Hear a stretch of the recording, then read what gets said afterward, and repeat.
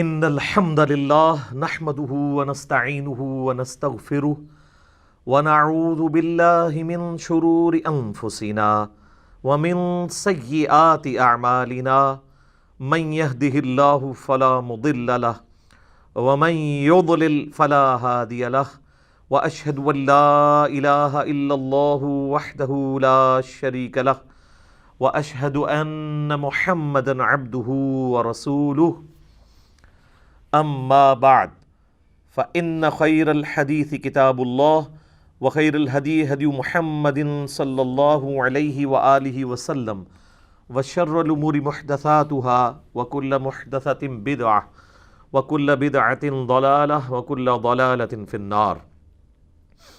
اعوذ باللہ السمیع العلیم من الشیطان الرجیم من ہمزہ ونفخہ ونفثہ بسم اللہ الرحمن الرحیم۔ رب اشرح لی صدری ویسر لی امری واحلل عقدۃ من لسانی یفقہوا قولی۔ بسم اللہ الرحمن الرحیم۔ ان اللہ وملائکتہ یصلون علی النبی یا ایہا الذین آمنوا صلوا علیہ وسلموا تسلیما۔ اللہم صل علی محمد وعلی آل محمد کما صلیت علی ابراہیم وعلی آل ابراہیم انک حمید مجید۔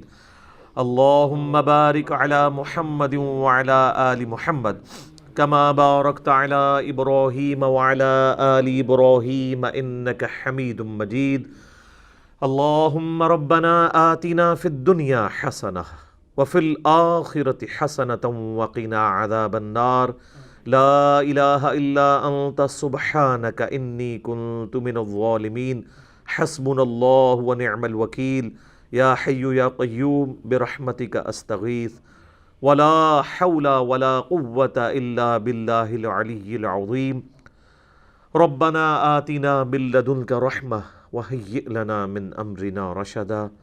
ربنا لا تزغ قلوبنا بعد اذ ہدیتنا وہب لنا من لدنک رحمہ انک انت الوہاب۔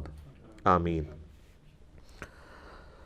الحمدللہ آج 15 مارچ 2020 کی قرآن کلاس نمبر 20 کے سلسلہ میں انشاءاللہ ہماری یہ اسٹوڈیو ریکارڈنگ ہونے جا رہی ہے، کیونکہ پاکستان کے اندر چونکہ آپ کو پتہ ہے آج کل اوپن جو پبلک گیدرنگ ہے زیادہ تعداد کے اندر اس کے اوپر گورنمنٹ کی طرف سے پابندی ہے، اس لیے ہم نے بالکل لمیٹڈ جو لوگ تھے ان کو یہاں پہ انوائٹ کیا ہے تاکہ ہماری یہ قرآن کلاسز کی اسٹوڈیو ریکارڈنگ کا سلسلہ جاری رہے انشاءاللہ تعالی۔ آج انشاءاللہ تعالی ہم سورۃ البقرہ کی آیت نمبر 120 سے آنورڈ لے کے چلیں گے، اور انشاءاللہ آج ہمارا پارہ نمبر 1 کمپلیٹ بھی ہو جائے گا انشاءاللہ تعالی۔ میرے بھائیو، یہ جو سورۃ البقرہ کی آیت نمبر 120 ہے یہ بہت اہم ترین آیت ہے، جس میں اللہ تعالیٰ نے العلم کی اہمیت کے اوپر زور دیا ہے۔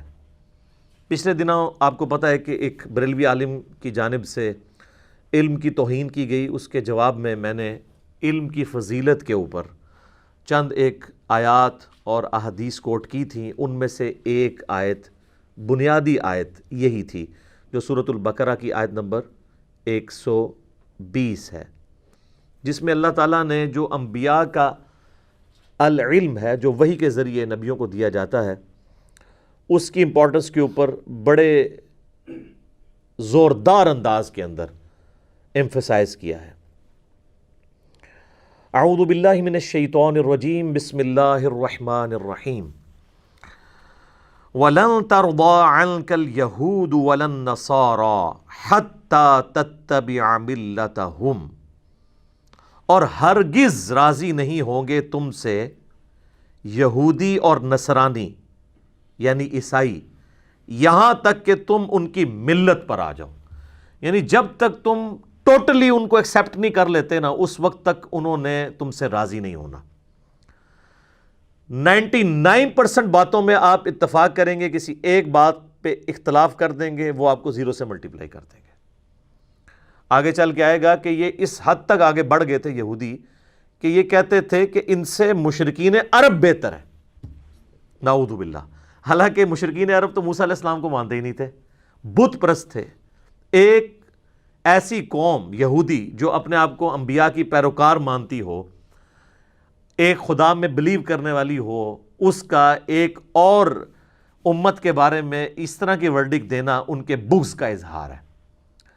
تو اللہ تعالیٰ نے مسلمانوں کے دماغ میں اگر کہیں پہ کوئی یہ وسوسہ بھی تھا نا کہ شاید ہمارے حسن اخلاق سے متاثر ہو کے، ہماری ان کے ساتھ جو محبت کا رویہ اس سے متاثر ہو کے شاید یہ لوگ اپنا رویہ چینج کریں، تو اللہ تعالیٰ نے اس پہ کیٹاگوریکل ایک یہ بھی یونیورسل ٹروتھ ہے اور قیامت تک کے لیے ہرگز راضی نہیں ہوں گے تم سے، نہ تو یہودی اور نہ ہی نصرانی، یہاں تک کہ تم ان کی ملت کے اوپر آ جاؤ۔ اور اسی میں عرض کیا ہے کہ آج کل کے جتنے فرقے ہیں نا، یہ بھی آپ سے کبھی بھی راضی نہیں ہوں گے۔ آپ اہل سنت کی 99% باتوں کو سپورٹ کر دیں، ایک بات میں اختلاف کریں، وہ کہیں گے نہیں تو فارغ ہے۔ کیوں؟ وہ یہ سمجھتے ہیں جب تک ہمارے اس فرقے کو اسی طریقے سے من و عن قبول نہ کر لے، ہدایت پہ نہیں ہے۔ اچھا میں سنی بھی ہونا چاہتا ہوں، حنفی بھی ہونا چاہتا ہوں، کون سا ہوں؟ وہ کہیں گے کہ بھئی اگر آپ بریلوی ہوتے ہیں تو یہ تو ٹھیک نہیں ہے، دیوبندی کہیں گے وہ تو گمراہ ہیں، اور بریلوی کہیں گے دیوبندی گمراہ ہیں، جب تک آپ مکمل کسی ایک کی ملت کو اختیار نہ کر لیں۔ تو یہ چونکہ قرآن کی آیات جنرل ہیں، قیامت تک کے لیے ہر فرقے کے اوپر اسی طریقے سے آتی ہیں۔ اب اس میں ہمارا ایٹیچیوڈ کیا ہونا چاہیے وہ اللہ تعالیٰ نے بتا دیا ہے کہ تم نے کیا ہونا ہے، ان کی آپ نے رضا جوئی نہیں کرنی ہے، بلکہ آپ نے کیا کرنا ہے، قل ان ھدی اللہ ھو الھدی، اے نبی فرما دیجئے بے شک ہدایت تو وہ ہے جو اللہ کسی کو ہدایت دیتا ہے۔ اور اللہ ہدایت کس طرح دیتا ہے؟ اپنے پیغمبروں کے ذریعے، کتابیں نازل کر کے، وہی کے ذریعے، اسی کا ذکر آگے آ رہا ہے۔ وَلَئِنِ اتَّبَعْتَ أَهْوَاءَهُمْ بَعْدَ الَّذِي جَاءَكَ مِنَ الْعِلْمِ، اور بفرض محال اے محبوب صلی اللہ علیہ وآلہ وسلم، اگر آپ نے بھی یہود و نصارہ کی خواہشات کی پیروی کی بعد اس کے کہ آپ کے پاس العلم آ چکا ہے، ڈیفینیٹ علم قرآن کی شکل میں، ہدایت کی شکل میں، اس قرآن کے ہوتے ہوئے اگر آپ نے بھی رضا جوئی چاہی یہود و نصارہ کو خوش کرنے کے لیے، کوئی کمپرومائزنگ ایٹیچیوڈ اڈاپٹ کیا، اب یہ اللہ تعالیٰ کا کلام ہے جی، اللہ اور بندے کا معاملہ ہے۔ مَا لَكَ مِنَ اللَّهِ مِن وَلِيٍّ وَلَا نَصِيرٍ، تو اے نبی نہ تو اللہ کے مقابلے پہ آپ کا کوئی دوست ہوگا، نہ کوئی مددگار ہوگا، آپ کا کوئی پشت پناہ نہیں ہوگا اگر آپ نے بھی قرآن سے روح گردانی کر کے یہود و نصارہ کو خوش کرنے کی کوشش کی۔ سر یہی تو ہم آپ سے کہہ رہے ہیں، کیا کہ مرنے سے پہلے اے مسلمان کر لے اس پہ غور، کتابوں کا خدا اور ہے، بابوں کا خدا اور۔ اگر آپ نے کتابوں کی پیروی نہیں کی میرے بھائی، انبیاء کی وحی کو پس پش ڈال دیا، تو اللہ تعالیٰ تو اپنے نبی کو بھی کہہ رہے کہ آپ کا بھی کوئی پشت پناہ اور مددگار نہیں ہوگا اگر آپ نے اس وحی کو چھوڑ دیا۔ تو سر میں نے آپ نے اگر بابوں کے پیچھے وحی کو چھوڑ دیا، یہ تو پروفٹ کو کہا جا رہا ہے، دراصل ہمیں سنایا جا رہا ہے، تو ہمارا کون پرسان حال ہوگا۔ اچھا اکثر لوگ کہتے ہیں جی یہ ذرا شعر جو ہے نا اس کو چینج کریں، مرنے سے پہلے اے مسلمان کر لے اس پہ غور، کتابوں کا دین اور ہے اور بابوں کا دین اور، اس سے تو اس کا زور ہی ٹوٹ جائے گا۔ دین کی ضرورت ہمیں کیوں ہے؟ اللہ کی شناخت کے لیے۔ اصل بون آف کنٹینشن ہے نا جو ایشو، وہ ہے کہ اللہ نے یہ کائنات بنائی اپنے تعارف کے لیے، اور اپنا تعارف کروایا اس نے انبیاء کے ذریعے، انبیاء کو دی ہیں اس نے کتابیں، اور وہ کتابیں انبیاء نے امت تک پہنچائی ہیں۔ کس لیے؟ دین پہ چلنا مقصد تھا؟ نہیں، دین تو ایک راستہ ہے، مقصد اللہ تک پہنچنا ہے۔ تو ہمارا یہ دعویٰ ہے کہ ہمارے بزرگوں نے اکثر اوقات ہمیں جس خدا کی کوالٹیز کا تعارف کروایا ہے وہ نہیں ہے جس کی کوالٹیز قرآن کے اندر آئی ہیں۔ میرے بھائی آپ اس شعر کی جان نکالنا چاہتے ہیں، اس کی روح ہی یہ ہے کہ خدا کا تعارف ہے اصل مسئلہ۔ تو مرنے سے پہلے اے مسلمان کر لے اس پہ غور، کتابوں کا خدا اور ہے، بابوں کا خدا اور۔ کتابوں کا خدا ہے جس کو آپ نے ماننا ہے، اور یقین کریں جب آپ کتابیں پڑھنا شروع کریں گے تو آپ کے اندر سے آواز آئے گی، کیا نام ہے بابی، نام ہے بابی، میں ہوں مسلم علمی کتابی۔ بالکل یہی چیز جو یہاں قرآن میں آئی ہے کہ کبھی بھی یہود و نصرانی تم سے راضی نہیں ہوں گے۔ تو آپ لوگوں کو میں کہہ دوں کبھی بھی آپ سے نہ وہابی راضی ہوں گے نہ بابی راضی ہوں گے جب تک کہ آپ ان کی ملت پہ نہ آ جائیں۔ تو سر چھوڑ دیں، اعلان برات کر دیں اور کتابوں کے دین کے اوپر آ جائیں۔ یہاں العلم اللہ نے کہا ہے قرآن کو، سنت کو، اس میں اللہ تعالیٰ کے مزاج کا بھی پتہ چلا کہ اللہ تعالیٰ صرف وہ دین آپ سے ایکسیپٹ کرے گا جو العلم کی بنیاد پہ ہوگا، بس۔ باقی اگر کوئی کہتا ہے میرا وجدان، میری کیفیات، میرا سوز و گداز، میرا دل نہیں مانتا، اس کو تو اسلام نے 0 سے ملٹیپلائی کر دیا۔ یہ بالکل ذہن میں ڈالنے بات۔ دل کے ماننے کے اوپر جائیں گے تو کئی ایک چیزیں، اگر میں آپ سے دل کے من، تو یہ کئی لوگ ہیں جو یہ کہتے ہیں دل، جی ہمارا دل نہیں مانتا کہ اللہ تعالیٰ ایک شخص کو صرف 60 سال کی زندگی شرک پر گزارنے کی وجہ سے، کفر پہ گزارنے کی وجہ سے ہمیشہ کی دوزخ میں پھینک دے گا۔ عدل کا تقاضا تو یہ ہے کہ 60 سال کے بدلے دوزخ بھی 60 سال ہو۔ تو اب میں آپ کے دل کو، آپ کی کیفیات کو، آپ کے وجدان کو مانوں یا اس قرآن کو مانوں؟ کہ انہ من یشرک باللہ فقد حرم اللہ علیہ الجنہ ومأواہ النار وما للظالمین من انصار۔ اس پہ میرا ایک یوٹیوب پہ کلپ بھی اپلوڈڈ ہے۔ کیا دوزخ ختم کر دی جائے گی؟ بعض لوگوں نے قرآن حکیم کی ایک آیت سے غلط رزلٹ نکالا تھا، تو میں نے اس کا انٹلیکچوئل جواب دیا تھا باقی آیات کی روشنی میں۔ تو العلم کی پیروی کرنی ہے۔ انما یخشی اللہ من عبادہ العلماء، اہل علم کو صرف معرفت۔ یہ ڈگری والی علماء کی بات نہیں ہو رہی۔ اگر وہ کہتا ہے ڈگری والی علماء کی بات ہو رہی ہے تو بریلویوں سے پوچھیں کہ کیا دیوبندیوں کے علماء جنت میں جائیں گے؟ کہ نہیں۔ دیوبندیوں سے بریلویوں کے بارے میں پوچھیں، سنی سے شیعہ کے بارے میں، شیعہ سے سنی کے بارے میں، تو لہٰذا یہ پھر اس کا مطلب ہے کہ یہ وہ نہیں ہے۔ اس سے مراد واقعی وہ علم ہے جو اللہ تعالیٰ نے حضرت آدم علیہ السلام کو جب زمین پہ اتارا ہے، سورۃ البقرہ میں حکم فرمایا قُلْ اهْبِطُوا مِنْهَا جَمِيعًا فَإِمَّا يَأْتِيَنَّكُم مِّنِّي هُدًى فَمَن تَبِعَ هُدَايَ فَلَا خَوْفٌ عَلَيْهِمْ وَلَا هُمْ يَحْزَنُونَ۔ وہ یہ اسی پہ تو سر 100 نمبر مجلس ریکارڈ کروائی ہے، وہ ضرور دیکھیں۔ کتابوں کا خدا اور ہے، بابوں کا خدا اور۔ پھر نبی علیہ السلام کو جس چیز کی ترغیب دلائی گئی وہ بھی العلم ہے۔ قُل رَبِّ زِدْنِي عِلْمًا، اے نبی آپ بھی اللہ کے حضور یہ دعا کیا کریں کہ اے اللہ میرے علم میں اضافہ کر دے، میرے عشق و سرور میں، میرے وجدان میں، میری کیفیات میں نہیں۔ علم بھی سب کچھ ہے۔ اچھا، یہ حضرت آدم علیہ السلام کو جو سجدہ تعظیمی کروایا گیا تھا فرشتوں سے، وہ ان کی خوبصورتی کے اوپر کروایا گیا تھا یا اس علم کی بنیاد پہ کہ جو علم فرشتوں کے پاس نہیں تھا کہ وہ چیزوں کے نام نہیں بتا سکے تھے تو حضرت آدم علیہ السلام نے بتا دیے تھے؟ علم۔ تو انبیاء کی وراثت علم۔ تو سر پھر یہ یاد رکھیے، نبیوں کا دین اور ہے اور بابوں کا دین اور ہے۔ اور انڈیا پاکستان کے کیس میں نبیوں کا دین اور ہے، ولیوں کا دین اور۔ ہم تو ان کو ولی مانتے ہیں، ولی اللہ نہیں مانتے۔ من دونہ اولیاء، سورۃ الاعراف کا سٹارٹ ہی سے ہوتا ہے، من دونہ اولیاء۔ سورۃ البقرہ میں بھی 256 نمبر آیت میں اللہ تعالیٰ نے یہی تو فرمایا کہ اولیاء دو ہیں، اولیاء اللہ ہیں اور اولیاء شیاطین ہیں۔ شیاطین کے اولیاء ہیں، شیطان کے اولیاء ہیں۔ تو یہ علم والا دین وہ ہے جو نبیوں والا دین ہے۔ وَلَا تَقْفُ مَا لَيْسَ لَكَ بِهِ عِلْمٌ إِنَّ السَّمْعَ وَالْبَصَرَ وَالْفُؤَادَ كُلُّ أُولَٰئِكَ كَانَ عَنْهُ مَسْئُولًا۔ اے انسان کسی چیز کی پیروی اس وقت تک مت کر جب تک کہ تیرے پاس ڈیفینٹ علم اس کے بارے میں نہ آ جائے۔ بے شک آنکھ، کان، عقل، اس کے بارے میں پوچھا جائے گا، ان کو یوز کر کے تم نے حق بات تک پہنچنے کی کوشش کیوں نہیں کی؟ اور پھر سورہ الزمر میں آیا قُلْ هَلْ يَسْتَوِي الَّذِينَ يَعْلَمُونَ وَالَّذِينَ لَا يَعْلَمُونَ إِنَّمَا يَتَذَكَّرُ أُولُو الْأَلْبَابِ۔ اے نبی فرما دیجئے بھلا علم والے اور بغیر علم والے برابر ہو سکتے ہیں؟ نصیحت تو نہیں حاصل کرتے مگر عقل والے۔ اور یہ آپ کو کیا کہتے ہیں؟ عقل والے۔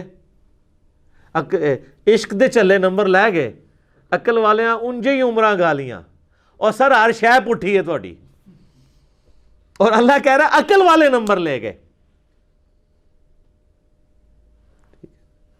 وہ کہتے ہیں جی وہ خاص کیفیات ہوتی ہیں جی، شطحیات ہوتی ہیں جی، وہ مجنون ہوتے ہیں جی، مجذوب ہوتے ہیں جی، وہ سیدھا سیدھا کو پاگل ہوندے نے۔ ٹھیک ہے ٹھیک ہے، ادھر تسی جو مرضی لفظ رکھ لو۔ تو قلم اٹھا ہے تو قلم تو ہم بتائیں نا کہاں کس پہ اٹھا ہوا ہے۔ وہ صحیح بخاری میں مولا علی کا تعلیقاً قول لیا ہے امام بخاری نے، اور سنن ابن ماجہ میں مولا علی نے نبی علیہ السلام سے وہ مرفوعاً روایت کی ہے کہ 3 طرح کے لوگ ہیں جن سے اللہ نے شریعت کا قلم اٹھا لیا ہے۔ نمبر 1 جو نابالغ ہے، نمبر 2 سویا ہوا شخص، اور نمبر 3 جو پاگل ہے یا مجذوب ہے یا مجنون ہے، یا وہ آپ کہہ لیں کہ ایک عشق کے اندر ڈوب گیا ہوا ہے، ٹھیک ہے، قلندر ہو چکا ہوا ہے، جو مرضی نام رکھ لے۔ تو صرف پاگلوں کی پیروی کا حکم تو نہیں ہے نا، علم والوں کی پیروی کا حکم ہے۔ ان کو یہ پتہ تھا علم میں ہم فیل ہیں، تو ان کے بابوں نے پھر شعر کہنے شروع کر دیے، علم بس کا نہیں ہو یار۔ پھر دوسرا ڈھکوسلا یہ کیا، وہ کہتے ہیں جی علم تو شیطان کے پاس بھی بہت تھا۔ اس کا مطلب ہے آپ یہ کہنا چاہ رہے ہیں کہ انبیاء کے پاس بھی بہت علم تھا، شیطان کے پاس بھی بہت علم تھا، یعنی نعوذ باللہ من ذالک علم کو آپ کنڈیم کرنا چاہ رہے ہیں۔ یہ کس آیت اور حدیث میں لکھا ہے کہ شیطان کے پاس بہت علم تھا؟ اور شیطان تو پکا صوفی تھا، وہ عبادت گزار تھا، علم ہوتا تو یہاں پہ جا کے گرتا وہ۔ تو پیر نصیر الدین نصیر صاحب جو ان کے اپنے گھر کے بڑے گواہ ہیں، انہوں نے ان کی خوب مٹی پلید کی ہے۔ انہوں نے ایک کتاب لکھی ہے، کیا ابلیس عالم تھا، چھوٹا سا کتابچہ ہے۔ تو انہوں نے کہا کہ تم لوگ علم حاصل کر نہیں سکے، نہ علم پہ چل سکے ہو، تو وہ کبوتر کی طرح آنکھیں بند کرو، جیسے وہ انگور کھٹے ہیں، انگوروں تک پہنچ تو نہیں سک رہے، تو یہ کہنا شروع کر دو کہ انگور ہی کھٹے ہیں۔ علم حاصل نہیں کر سکے تو کہنا شروع کر دیا علم کو چھوڑ ہی دو۔ تو اب پھر آپ حالت دیکھ لیں لوگوں کے، نہ ان کا قول، نہ ان کا فعل، نہ ان کا کردار کوئی انبیاء والا ہے۔ ہاں دستاریں جبے شبے دیکھ لیں، وہ بھی جب ویڈیوز لیک ہوتی ہیں تو آپ دیکھ لیں وہ کیا کچھ ہو رہا ہوتا ہے۔ وہ صرف اسی طرح کی ڈریسنگ ہے جس طرح کے ٹی وی ایکٹر جو ہیں وہ ڈریسنگ کر کے آگے بیٹھ جاتے ہیں۔ دین پہ چلنا تو بڑا مشکل کام ہے۔ تو علم کی توہین اس اعتبار سے کرنے والوں کو ہوش کے ناخن لینے چاہیے۔ باقی میرا آپ وہ کلپ دیکھ لیں، رپلائی ٹو ڈاکٹر اشرف آصف جلالی آن علم کے بارے میں جو انہوں نے توہین کی ہے، تو انشاءاللہ آپ کو پتہ چل جائے گا۔ الذین آتیناہم الکتاب یتلونہ حق تلاوتہ، وہ لوگ کہ جنہیں کتاب دی گئی وہ اس کی تلاوت کرتے ہیں جیسا کہ تلاوت کرنے کا حق ہے۔ اچھا مجھے بتائیں، تلاوت کرنے کا حق یہ ہوگا کہ وہ زبانی پڑھتے رہتے ہیں اور اس کے اندر جو کچھ لکھا ہے ان کو پتہ ہی نہیں کیا لکھا ہوا ہے؟ وہی لوگ ہوں گے نا۔ تو یہ ہے تو یہی ہے سارے ادھر آج کل آپ کے جتنے حفاظ بن کے نکل رہے ہیں۔ میں بار بار کہتا ہوں کہ چھڑے حافظ دی کوئی فضیلت نہیں آئی ہے۔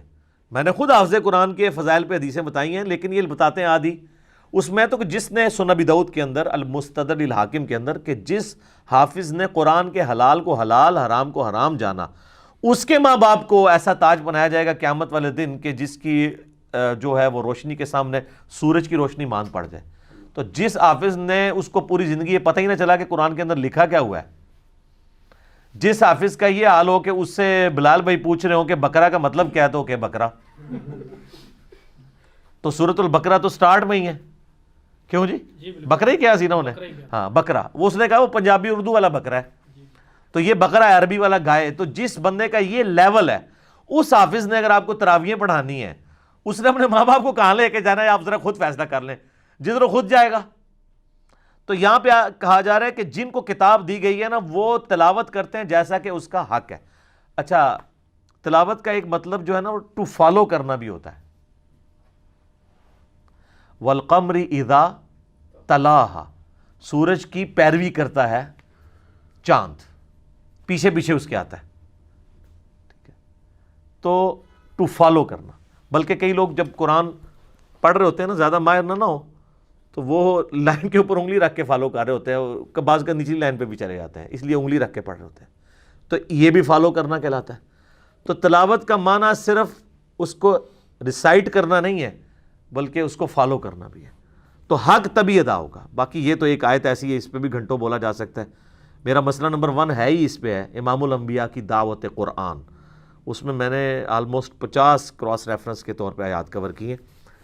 اولئک یؤمنون بہ، وہی لوگ ہیں جو اس پہ ایمان رکھتے ہیں۔ اب دیکھ لیں اللہ تعالیٰ فرماتا ہے کہ جو کتاب اللہ کی پیروی کرتے ہیں نا وہی لوگ ہیں اصل میں جو کتاب اللہ پہ ایمان رکھتے ہیں۔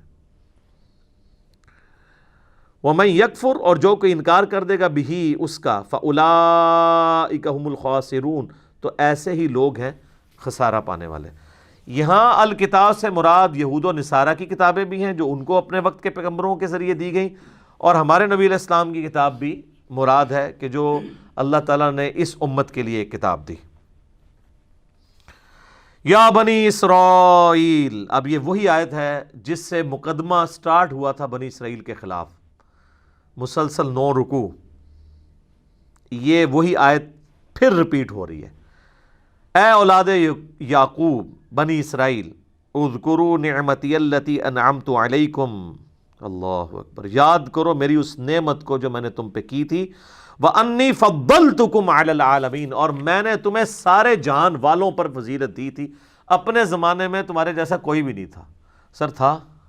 آج کوئی نہیں ہے اس طرح کا لاڈلا. 40 سال تک جن کے سر پہ صحرائے سینا کے اندر مسلسل بادلوں کا سایہ رہا، 40 سال تک جو لوگ مسلسل من و سلوہ کھاتے رہے، کوئی انہوں نے مزدوری نہیں کی. رات کے وقت ایک شبنم کی طرح قطرے گرتے تھے، صبح وہ بندیاں بن جاتی تھی میٹھی، کھا لیتے تھے. اور غولوں کے غول سلوہ پرندے آتے تھے جن کو پکا کے کھاتے تھے. وہ خود بخود شکار ہونے کے لیے تیار تھے. جنتی خوراکیں کھاتے رہے 40 سال تک. سایہ بھی اللہ نے دیا، ٹھیک ہے جی، اور وقت کا پیغمبر بھی ہر وقت موجود بیچ میں گائیڈنس کے لیے. روحانی گائیڈنس بھی موجود ہے، دنیاوی گائیڈنس بھی موجود ہے، ریسورسز موجود ہیں. ہمارے انڈیا پاکستان بنگلہ دیش میں اکثر گھروں میں لڑائیاں جو ہے وہ فائنینشیل ایشوز کی وجہ سے ہوتی ہیں نا.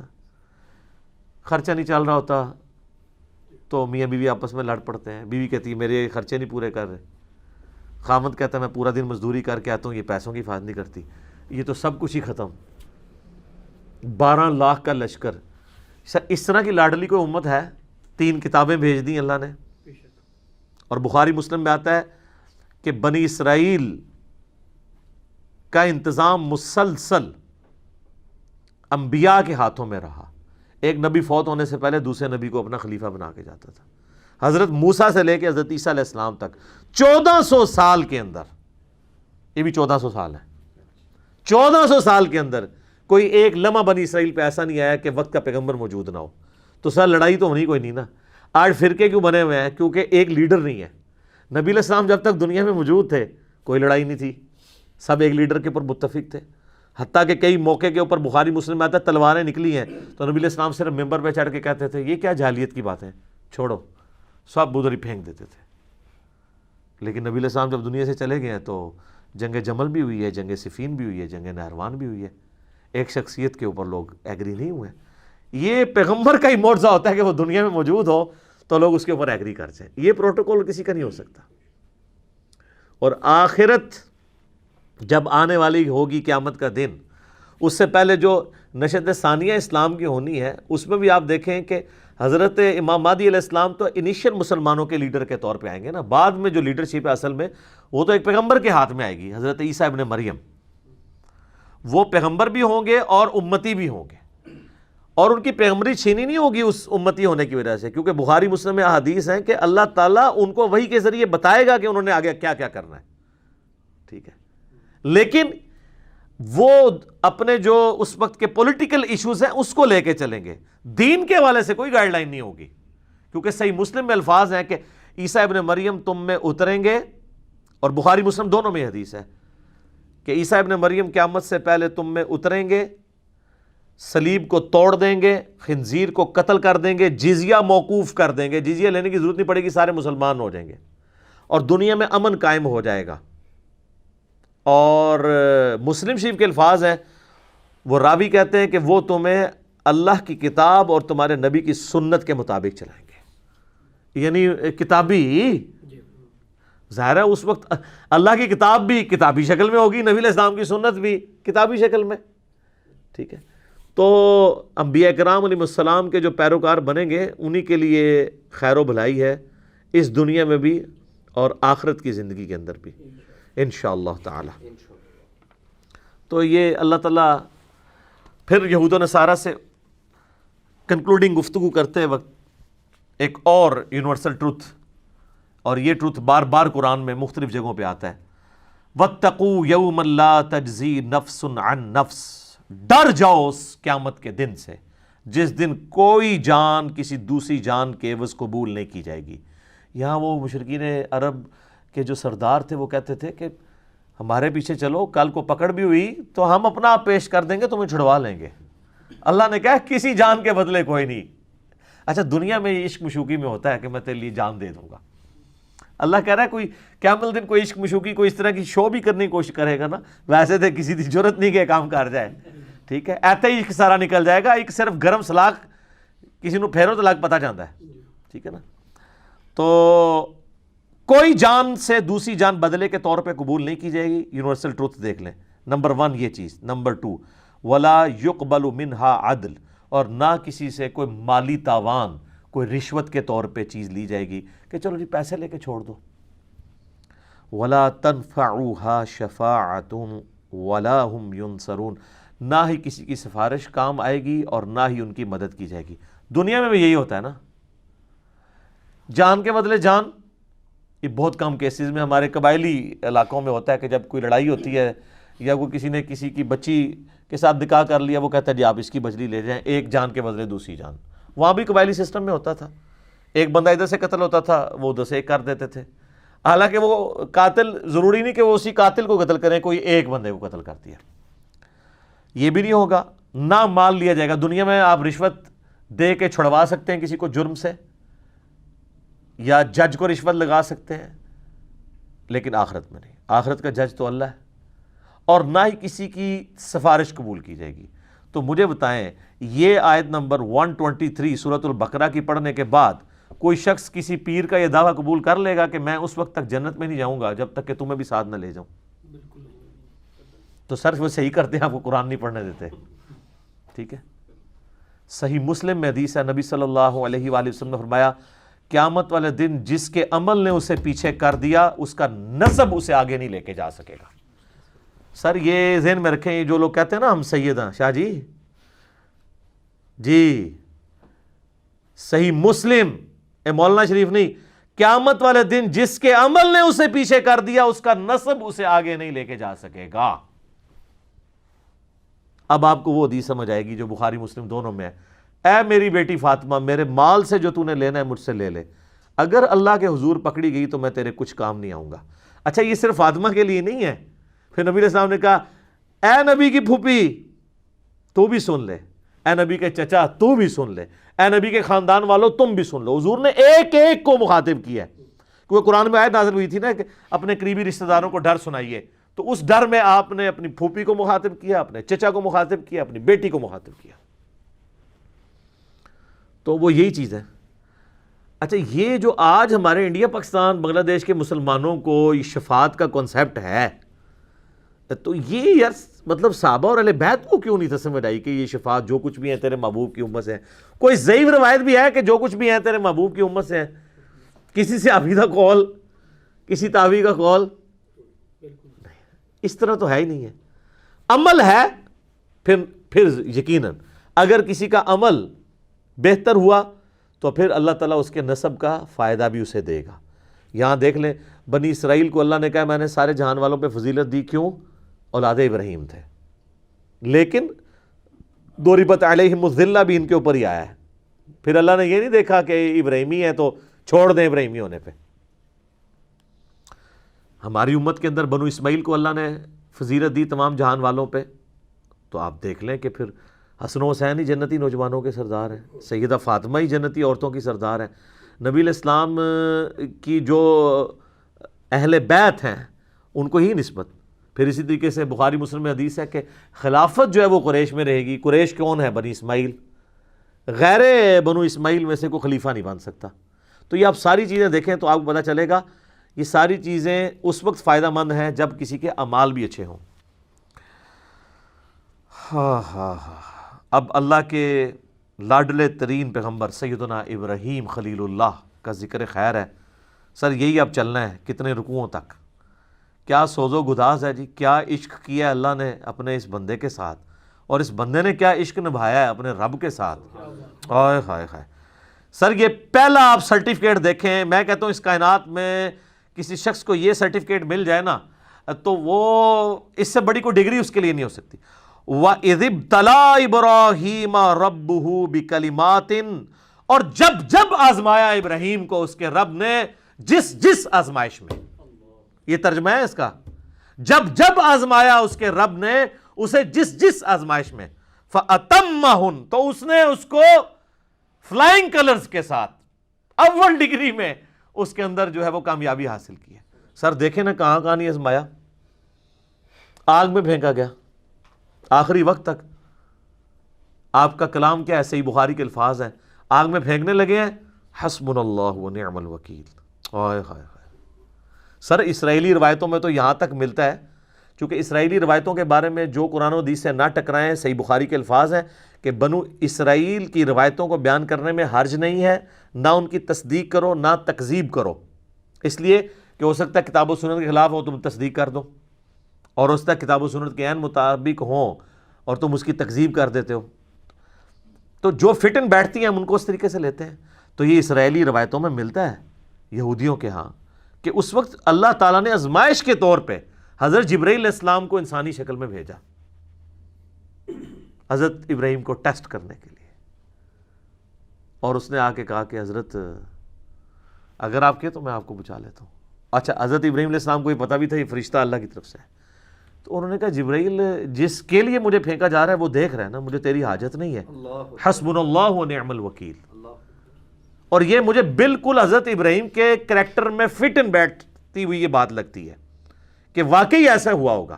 ابراہیم علیہ السلام اتنے خوددار تھے اس حوالے سے کہ انہوں نے جبرائیل کو بھی ایکسیپٹ نہیں کیا۔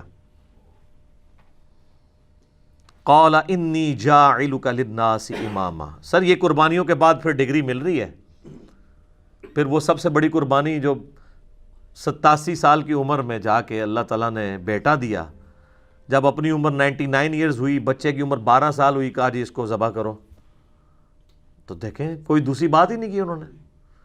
تو اللہ تعالیٰ ماتا ہے پھر یہ سارے جب امتحانات سے گزرا تو ہم نے کہا کہ ہم تمہیں انسانیت کا امام بنانے والے ہیں۔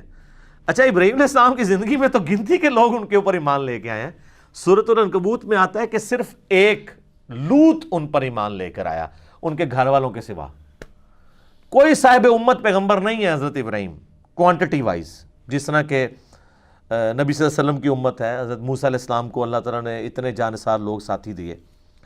اللہ تعالیٰ فرما رہا ہے کہ ہم نے اسے کہا تو ہمیں انسانیت کا امام بنانے والے ہیں۔ ہائے ہائے۔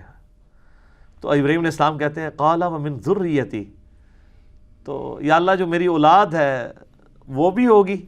جواب کیا انٹلیکچوئل ہے، مختصر جواب ہے اور کمال کا۔ یہ پوچھا گیا کہ میں تو امام ہوں تو میری اولاد میں بھی امامت ٹرانسفر ہوگی؟ شاہ جی تسی تے امامت روک دے نہیں پہ ہون تک۔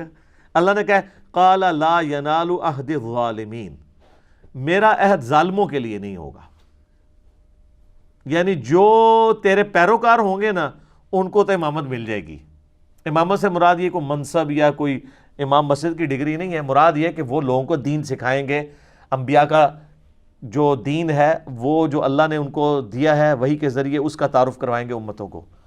تو اللہ نے فرما دیا اس میں بھی کہ تیری اولاد میں بھی کوئی ہوا نا اگر وہ ظالم ہوا، اپنی جان پہ ظلم کرنے والا، سب سے بڑا ظلم کون سا ہے؟ شرک۔ ان الشرک لظلم عظیم، سورہ لقمان آیت نمبر 13۔ اگر تیری اولاد کے اندر کوئی ظلم کرنے والا ہوا، چاہے وہ شرک کرنے والا یا گناہ کبیرہ کرنے والا، وہ کوئی امام نہیں بنے گا۔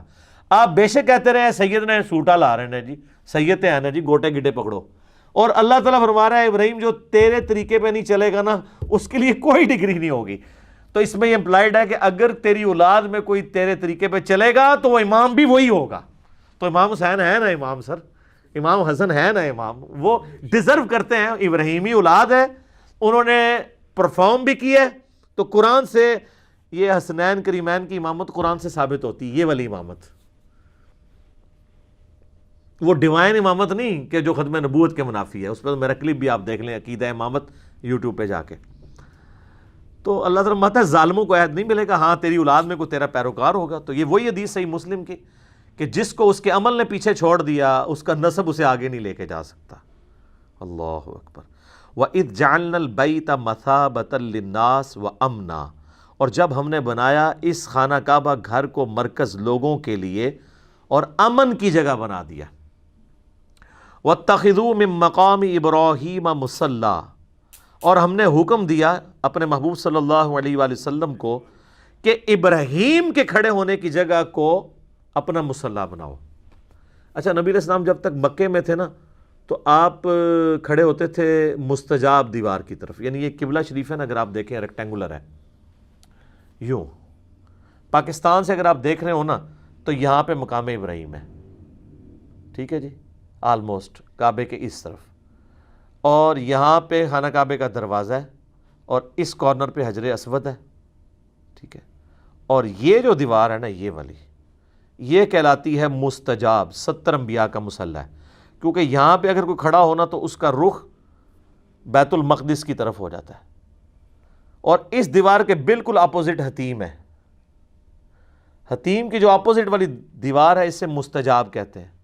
تو نبی علیہ السلام یہاں کھڑے ہو کے نماز پڑھتے تھے تو دونوں قبلوں استقبال ہو جاتا تھا۔ حضرت عمر کی خواہش تھی کہ نبی علیہ السلام اپنا مصلی بدلیں، انہوں نے مشورہ بھی دیا، بخاری مسلم میں حدیث ہے حضرت عمر کی، آپ عارضی دیکھیں، حضرت عمر کہتے ہیں کہ میں نے 4 باتوں میں اپنے رب کی موافقت کی۔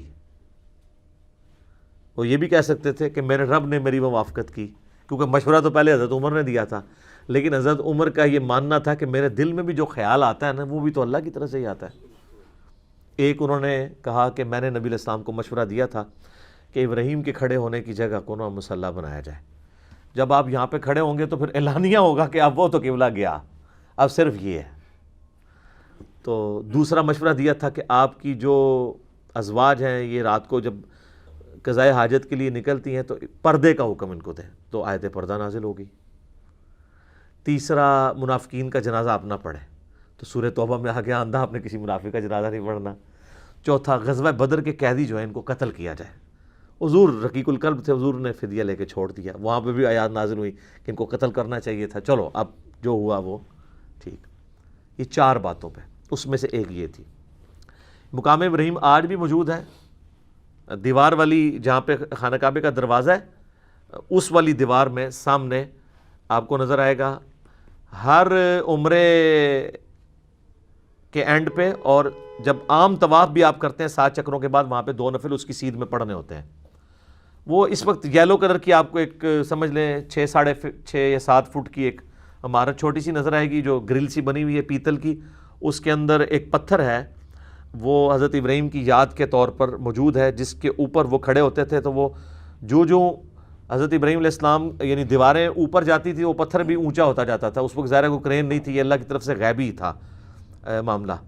تو اینڈ پہ اس پتھر کے اوپر حضرت ابراہیم علیہ السلام کے قدموں کے نشان بھی موجود ہیں، حالانکہ وہ ہارڈ چیز ہے، نرم چیز نہیں ہے۔ آج کل تو آپ ڈال سکتے ہیں نشان، سیمنٹ والی جگہ پہ ڈالیں بعد میں خشک کر لیں، لیکن ٹینچر پتھر کے اوپر، چٹیل پتھر کے اوپر، یہ احتراماً اللہ تعالیٰ نے ایک معجزے کے طور، وہ آج تک وہ پتھر بھی وہاں موجود ہے، لیکن وہ آپ کو بڑی مشکل سے، ویسے اس کی تصویروں سے آپ اوپر سے جو لی ہوئی اندر سے اس میں سے آپ کو پاؤں کے نشان نظر آ جائیں گے ابراہیم علیہ السلام کے، باقی مشکل سے نظر آتے ہیں کیونکہ اس پتھر کے اوپر بھی انہوں نے ایک میٹل سا چڑھا دیا ہوا ہے، تو وہ ایگزیکٹ اتنا وہ قریب سے نظر نہیں آتا۔ تو وہاں پہ حضرت ابراہیم علیہ السلام کا وہ مصلی، اور آپ دیکھیں انہوں نے جو سلطنت عثمانیہ کے اندر کم از کم 300 سال تک 4 مصلے ڈال کے رکھے، وہاں پہ بھی یہی جھگڑا رہتا تھا، تو وہ مصلی کوئی بھی تیار ہی نہیں ہوا۔ یہ خانہ کعبہ ہے، یہ مقام ابراہیم ہے، پاکستان کی طرف سے دیکھیں تو بیسٹ ویو ہے، حجر اسود والا کارنر بھی آپ کو نظر آتا ہے، دروازہ بھی، اور یہاں پہ یہ بھی، اور حتیم بھی نظر آتا ہے یہاں سے دیکھ رہے ہو۔ تو سر یہاں کے اوپر اس کارنر کے اوپر نا جناب وہ مصلی تھا حنبلی، یہاں پہ شافعی، اور اس جگہ پہ کر کے جو ہے وہ تھا فقہ حنفی تواڈے وڈے بھراواں دا، اور اس طرف تھا مالکی مصلی۔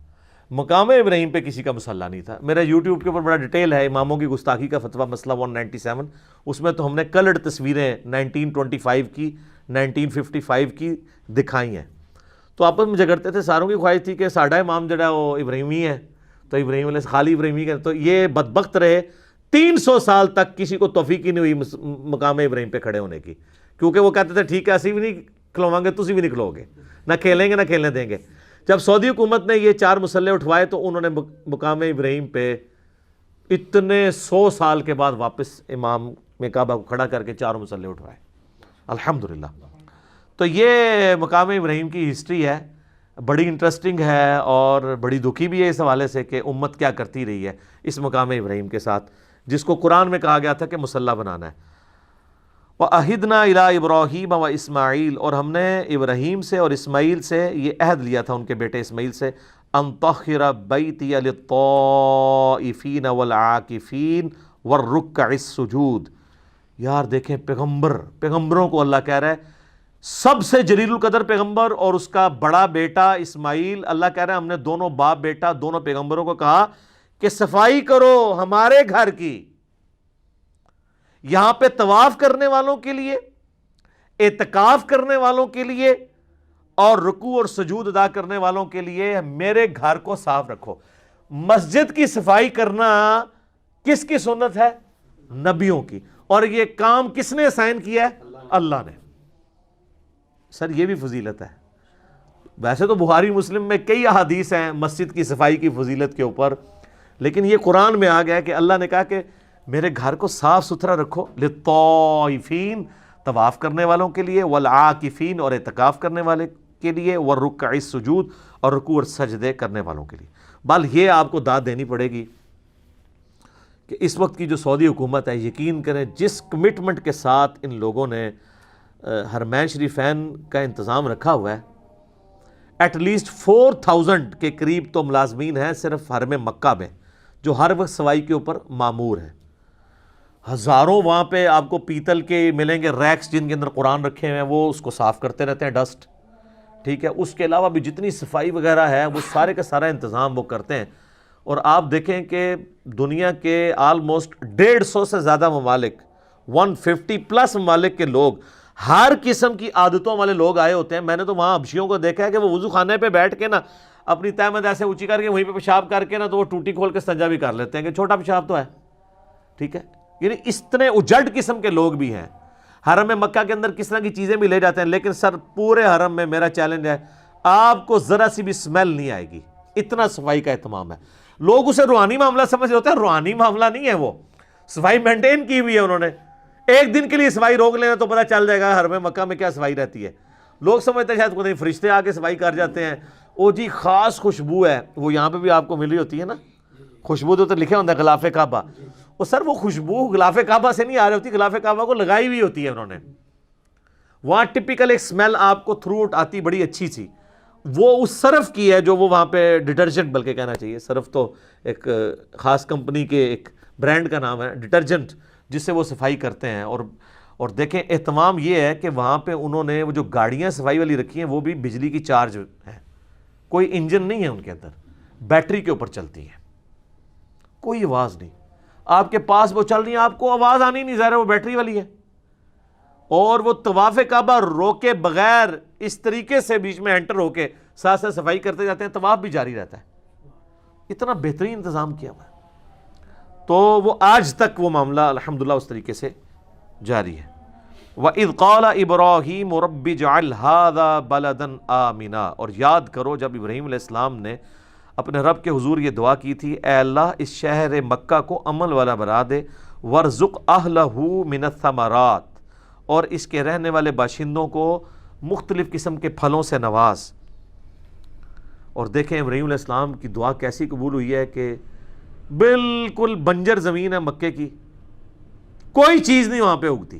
مدینہ شریف تو پھر بھی زرخیز زمین ہے، کھجوریں اگتی ہیں، چٹیل پہاڑ ہیں اور پہاڑوں میں بھی وادی ہے، اس کے چاروں طرف پہاڑ ہیں، اور یہ آپ کو بلڈنگز کی وجہ سے وہ نظر نہیں آتے ہیں، ابھی بھی پہاڑ ہیں، یہ سینٹر میں ایک چھوٹی سی وادی ہے، اسی لیے جب یہ بارشیں ہوتی تھی نا تو یہ پانی بھر جاتا تھا۔ یہ تو اب موٹریں لگی ہوئی ہیں نا، ادروائز جو باہر کی زمین ہے ایٹ لیسٹ اس سے یہ 50-60 فٹ نیچے ہے خانہ کعبہ جو ہے، جو باہر کی سڑکیں ہیں۔ تو اگر موٹریں نہ لگی ہوں نا تو جب نہیں ہوتی تھی پہلے، آپ ذرا دیکھیں آج سے 100 سال پہلے کی تصویریں بھی ہیں، لوگ تیر کے طواف کعبہ کر رہے ہیں، پانی نکال نہیں سکتے تھے، اس وقت اتنی موٹریں نہیں ہوتی تھی، سارے پہاڑوں کا پانی جمع ہو کے نا جس طرح آپ کی یہاں پہ کے اندر کہاڑ آ گئی ہے، تو اب سب سے گہری جگہ ہی حرم مکہ ہوتی تھی، وہیں پہ آ کے مطاف میں سارا پانی جمع ہو جاتا تھا، پھر لوگ بالٹیوں سے نکالتے تھے یا دھوپ سے خشک ہوتا تھا جب خشک ہوتا تھا۔ اب تو جناب پانی گھس ہی نہیں سکتا، وہ باہر سے سک کر لیتے ہیں، ٹھیک ہے، ایسا زبردست، اور کوئی چیز نہیں اگتی، لیکن دنیا کا کوئی آپ فروٹ، کوئی برانڈ کھانے والا، پہننے والا، اوڑھنے والا وہاں پہ ملے گا۔ اور آج سے نہیں سر، صدیوں سے کیونکہ وہاں کی اکانومی اس اعتبار سے تو چل رہی ہے نا کہ پوری دنیا سے لوگ وہاں آتے ہیں، تو یہ اب تھوڑا ایڈوانس دور ہے. ورنہ پہلے کیا ہوتا تھا، آپ ذرا اپنے بڑے بوڑھوں سے پوچھیں نا، تو لوگ اپنے گھروں سے بیچنے والا سامان لے کے جاتے تھے. مثلا پوری دنیا میں جو مسالہ جاتا ہے نا، وہ انڈیا، پاکستان، بنگلہ دیش، ان علاقوں کے ہیں. چاول، گندم، یہ چیزیں تو وہاں ہوتی نہیں ہیں، وہ تو بیچارے کھجور کھانے والے لوگ ہیں. ٹھیک ہے، تو یہاں سے لوگ حج پہ جب جاتے تھے نا، تو اپنے قافلوں پہ سامان لاد کے لے جاتے تھے، وہاں جا کے وہاں حاجیوں کو بیچتے تھے. ظاہر ہے اب جن علاقوں میں وہ چیزیں نہیں ہیں وہ خرید لیتے تھے، جو ان کی چیزیں ہیں وہ ان کو بیچتے تھے. بارٹر سسٹم چل رہا تھا، ان کی چیزیں ان کو، وہاں پہ کاروبار بھی کرتے تھے. ابھی بھی جو سمجھدار لوگ ہیں وہ کر رہے ہوتے ہیں کاروبار، لیکن اس بڑے پیمانے پہ نہیں. تو اس کی برکت سے صدیوں سے یہ صورتحال ہے کہ پوری دنیا کے فروٹ آپ کو وہاں پہ ملتے ہیں. اب تو سر ویسے ہی آپ چلے جائیں تو پاکستان کا جو آپ فروٹ کہیں، پاکستان کا کیلا، سیب، آم، انگور، کوئی چیز کہیں، اس جگہ پہ مل رہا ہے جہاں کوئی چیز نہیں. تو یہ اللہ تعالیٰ نے، یہ کوئی شخص یہ کہہ سکتا ہے کہ یہ برکات تو آج کئی یورپین اور امریکن سٹیز کو بھی حاصل ہیں جہاں پہ چیزیں نہیں ہیں. آج تو ہم مان سکتے ہیں کہ یہ برکت ہے انٹرنیشنل فلائٹس کی، کارگو کی اور تجارت کی. یہ اس زمانے کی بات ہو رہی ہے جب یہ چیزیں نہیں بھی تھی، تب بھی مکہ اس طریقے سے تھا. اور آج بھی دنیا کی سب سے بڑی ایک ٹورزم کے اعتبار سے اگر کوئی پلیس ہے کہ جہاں پہ لوگ جاتے ہیں تو وہ حرم مکہ ہی ہے اور حرم مدینہ.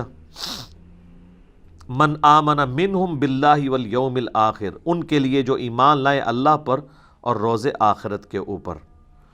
اچھا یہاں پہ میں عرض کر دوں، بخاری مسلم میں حدیث ہے، نبی علیہ السلام نے دعا کیا، اللہ نے مکے کو حرم بنایا تھا، میں مدینے کو، حضرت ابراہیم نے مکے کو حرم بنانے کی ریکویسٹ کی تھی اور تو نے اے اللہ بنا دیا، میں مدینے کو حرم ڈکلیئر کرتا ہوں.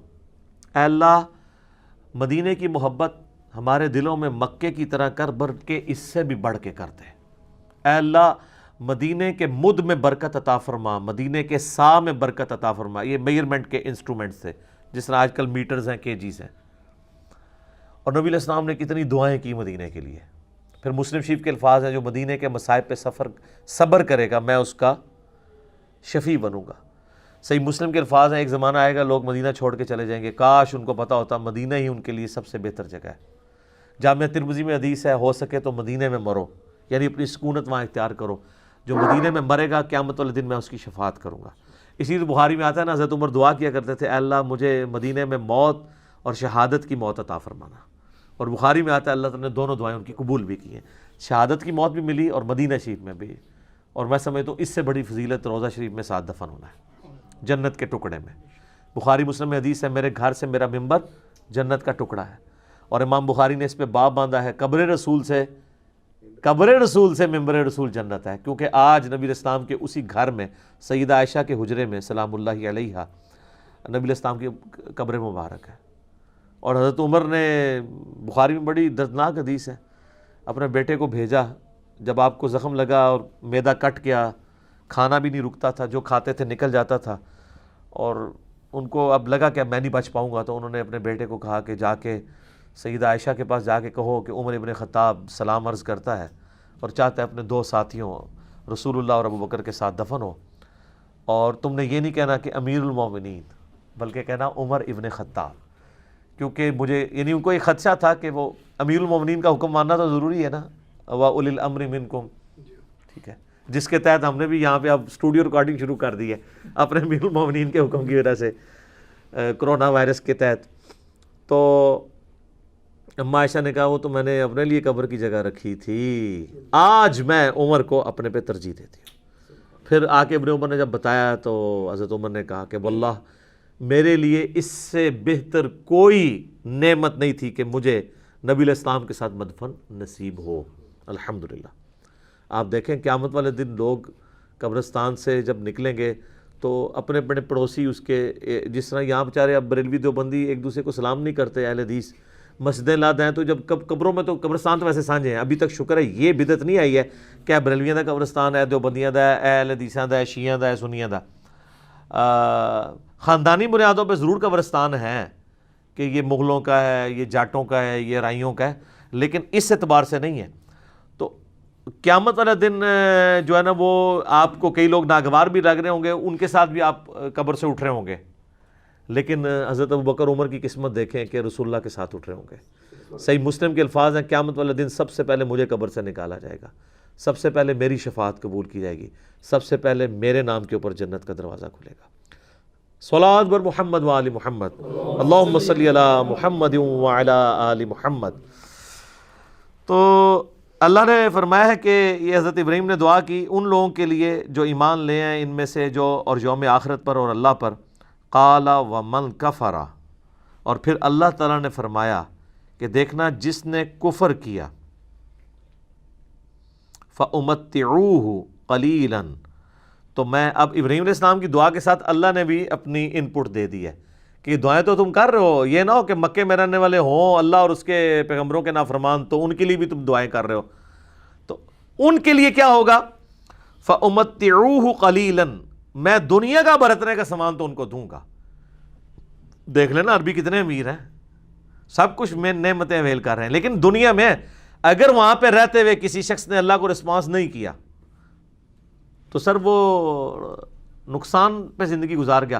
اور ایک سب کانٹیننٹ میں رہنے والا غریب شخص 2 وقت کی روکی سوکھی کھاتا رہا اور وہ حرم پہنچنے میں کامیاب نہیں ہوا، وہ اللہ تعالیٰ کے مقربین میں ہوگا۔ اللہ کا کرائٹیریا تو ڈیفرنٹ ہے۔ تو اللہ تعالیٰ میں کہ میں دنیا کا مال تو دوں گا اہل مکہ کو برتنے کا، جو لوگ یعنی ان میں سے کفر کرنے والے ہوں گے، کفر بمانا صرف وہ والا کفر نہیں جو ہم سمجھتے ہیں، ناشکری کے بھی ہے۔ جیلم میں ایک بندہ مجھے ملا، اس نے مجھے بتایا کہ جی میرا جو سالہ ہے وہ 25 سال حرم مکہ سے واکنگ ڈسٹنس ہوٹل میں رہا، 25 سال کام کرتا رہا، اور وہ کہتا ہے میں نے زندگی میں ایک نماز بھی حرم مکہ میں نہیں پڑھی، نہ میں نے عمرہ کیا نہ کوئی حج کر سکا، کہتا ہے ٹائم ہی نہیں ملا۔ انا للہ و انا الیہ راجعون، یہ بالکل جینون ہے، اور یہ ہو جاتا ہے جب اللہ کی طرف سے مور لگ جائے، مور بھی لگ جاتی ہے، اور بعض کا انسان چیزوں کو کیجول لے رہا ہوتا ہے۔ میرے اپنے ساتھ ہوا جب ہم لوگ، میرا ایڈمیشن ہوا نا ٹیکسلا انجینئرنگ یونیورسٹی کے اندر، پہلے یو ٹی لاہور میں تھا، پھر ادھر بھی ہو گیا، تو مجھے لاہور پسند نہیں تھا، میں حالانکہ میں 1.5 ہفتے انجینئرنگ یونیورسٹی لاہور میں کلاسیں پڑھتا رہا، ادھر کا مجھے موسم بھی اچھا لگتا تھا اسلام آباد کے ساتھ، اور واقعی وہ پھر یہاں پہ میکینیکل انجینئرنگ کا ایک زیادہ روب بھی تھا ایز کمپیئر ٹو لاہور کی میکینیکل انجینئرنگ۔ تو میں جب گیا نا، تو اب بچپن سے ہم لوگ اپنی ہسٹری کتابوں میں ٹیکسلا کا میوزیم پڑھ رہے تھے کہ جی پاکستان میں اس طرح کا میوزیم نہیں ہے، تو میں نے جناب کہا جی چلو سب سے پہلا میوزیم دیکھیں گے۔ تو سر آپ دیکھیں میں 5 سال وہاں پڑھتا رہا ہوں، ہر ویکینڈ پہ ارادہ کرتا تھا، ایک ویکینڈ میں جیلم واپس آتا تھا، ایک ویکینڈ وہاں گزارتا تھا، لیکن کوئی نہ کوئی کام پڑتا تھا، حتیٰ کہ پاس ہو کے ڈگری بھی لے لی۔ جس دن ڈگری ملی نا اس دن میں نے کہا یار آپ تو ہم نے واپس بھی نہیں آنا، تو آج ہم کم از کم میوزیم تو دیکھ جائیں۔ اس دن میں گیا تو میوزیم ہی بند۔ تو سر یہ آج اس بات کو سمجھ لیں 20 سال ہو چکے ہیں، 2001 جون میں فارغ ہوا تھا انجینئرنگ یونیورسٹی سے، تو میں نہیں میوزیم دیکھ سکا۔ اس سے پہلے 6 سال یعنی 1995 سے لے کے ابھی تک 25 سال ہو چکے ہیں، میں سینکڑوں دفعہ ٹیکسلا گیا ہوں، اور میوزیم کے آگے سے گزر کے ہماری یونیورسٹی آتی ہے، واکنگ ڈسٹنس پہ ہے، یہ نہ سمجھنے کو بہت دور ہے، یونیورسٹی سے واکنگ ڈسٹنس پہ ہے، نہیں ٹائم ملا۔ تو یہ ہو جاتا ہوتا ہے اس طرح کا، بل یہ کوئی بدبختی نہیں ہے، وہاں پہ تو وہ ساری وہ بدھ مت کے وہ سارے بت اور وہ سکے رکھے ہوئے ہیں۔ میں مکے کے حوالے سے بات کر رہا ہوں، اللہ فرما رہا ہے دنیا میں تو میں دوں گا، ثم اضطرہ الی عذاب النار، اس کے بعد میں انہیں پھر مجبور کر دوں گا، گھیر گھار کے لے آؤں گا آگ کے عذاب کی طرف۔ سر یہ الفاظ دیکھیں، یہ کتابوں کا خدا ہے، بات بھی ہو رہی ہے تو کس طریقے سے ہو رہی ہے، کتنی تکلیف اگلے کو دینے والی بات کہ میں ان کو گھیر گھار کے پھر آگ کے عذاب کی طرف لے آؤں گا۔ مراد یہ کہ ان کو پتہ بھی نہیں لگے گا، اپنی طرف سے سمجھ رہے ہوں گے اللہ کا بڑا کرم ہے۔ یہاں پہ بھی کئی فلمی ایکٹر ہیں وہ کہتے ہیں اللہ کا بڑا کرم ہے، فلم کامیاب ہوئی، وہ گھیر گھار کے جا رہے ہوتے ہیں اس طرف۔ وَبِئْسَ الْمَصِيرُ، اور کیا ہی برا ٹھکانہ ہے جہنم۔ اور سر سورۃ الفرقان میں تو آتا ہے کہ جہنم ایک لمحے کے رہنے کے لیے بھی برا ٹھکانہ ہے اور ہمیشہ رہنے کے لیے بھی، کیونکہ بعض لوگ کہتے ہیں نا کہ جی وہ ایک پھیرا ہی لگے گا، پھیرا والا معاملہ نہیں ہے، ایک لمحے کے لیے بھی ایک بری جگہ ہے۔ اللہم اجرنا من النار، اللہم اجرنا من النار، اللہم اجرنا من النار، آمین۔ اللہم من احییتہ منا فاحیہ علی الاسلام ومن توفیتہ منا فتوفہ علی الایمان، آمین۔ خواہش تو تھی میری، لیکن سر یہ آیات متقاضی ہیں کہ ان کو اسی طریقے سے ڈسکشن کی جائے۔ وہ اگلے دن کسی نے کمنٹس کیے تھے، لگتا ہے کہ ہن بھی 10 سال ہی لگ جانے نے سر، ہن پاویں 20 سال لگے، مجھے یہ ہے کہ میں نے 9 سالوں میں ایک ریکارڈنگ کروا دی ہے، اب میں اپنا روح راضی کر رہا ہوں، کیونکہ مجھے پتا ہے کہ اس کے بغیر قرآن کا آپ کو مزہ بھی نہیں آنا۔ اس طرح کا قرآن تو آپ ترجمہ بھی سن لیں، لیکن آج کے دور کا قرآن ان سارے وسوسوں کو ساتھ لے کے، تاکہ پتہ چلے کہ اس وقت کے جو ایشوز ہیں ان کو ہم نے کیسے سمجھنا ہے، تو کوشش یہی ہے کہ اس طریقے سے پہنچایا جائے۔ اسی لیے آپ دیکھتے ہیں کہ بمشکل 10 آیات کبھی 12 آیات کور ہوتی ہیں، لیکن کوشش یہی ہے کہ یہ چیز آپ کے دل کے اندر راسخ ہو جائے اور قرآن کی عظمت بیٹھ جائے۔ مقصد اس کو جلدی جلدی ختم نہیں کرنا، یہ تو سر جتنی بار شروع کریں، قرآن کا تو ٹیسٹ ہی اپنا ہے، ٹھیک ہو گیا جی۔